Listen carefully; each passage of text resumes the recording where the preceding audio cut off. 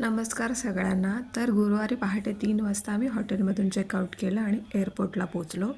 तिथे ख्रिसमससाठी असं छान हे केलं होतं. हे मी बॅगेज वगैरे घेऊन आली आहे आणि हळूहळू चालते की मला तिथून जायचं नव्हतं असं काहीतरी फील होतं की मन भरलं नव्हतं. अजून फिरावंसं वाटत होतं. पण मार्गशीर्ष गुरुवार असल्यामुळे आम्हाला ट्रिप आमची 6 दिवसातच आटोपती घ्यावी लागली. हे बघा सजवलं होतं. हे या एअरपोर्टच्या आतसुद्धा खजुराची झाडं लावलेली आहेत आणि आम्ही असे फिरत होते. हा माझा एअरपोर्ट लुक होता. हे बघा, ओमान मस्कट टू मुंबई माझा एअरपोर्ट लुक. थंडी फार होती तिथे. फायनली आम्ही विमानात चढलो आणि मी अशीच विचारात होते, म्हणजे डोळे बंद केले तरी मला तिथलं सगळं ते रस्ते, ते झाडं आणि ते छान छान फुलं, तिथली माणसं सगळं आठवत होतं. मग आमचं जेवण आलं. जेवणात आम्ही जैन फूड मागवलेलं.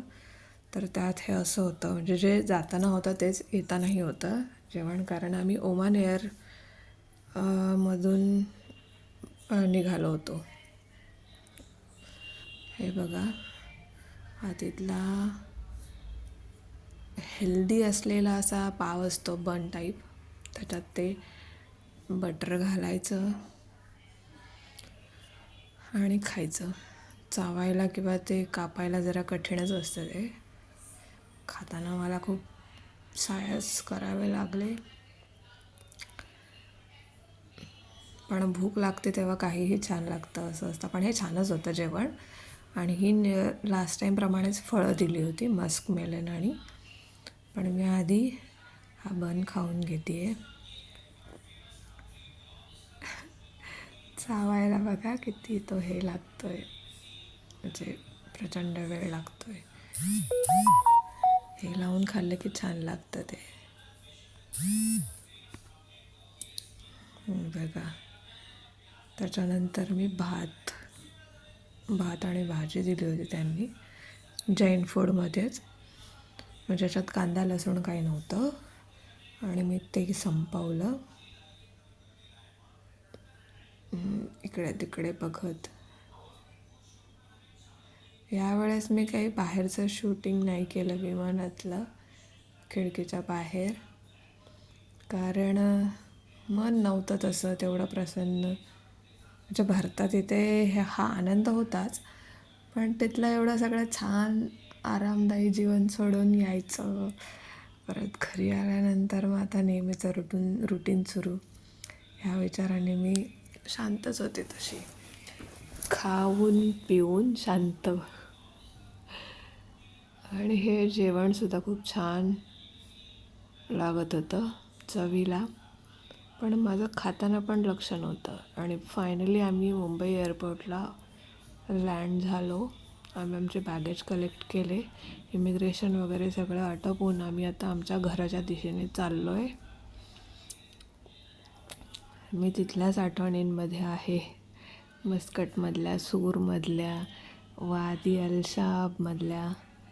तिथल्या सगळं म्हणजे असं डोळ्यासमोर येतं आहे. तिथलं मार्केट, तिथलं सगळं, तिथली माणसं किती हंबल आहेत. आणि हे मी त्यांच्याशी डिस्कस करत होते की मला खूप आवडलं तिथे. तुम्ही मला आपली ॲनिव्हर्सरी खूप मेमोरेबल केली. छान सुखद असं सगळा आठवडा माझा गेला तिथे. खूप छान वाटलं मला तिथे.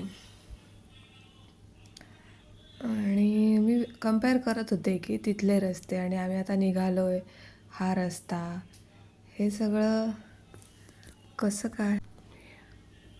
मजा पण येत होती, कारण एक्साइटमेंट याची होती की आज माझ्या घरी गुरुवारच्या लक्ष्मीव्रताचं मार्गशीर्ष महिन्यातलं उद्यापन असणार आहे. तर त्यासाठी पण मला तयारी करायची होती.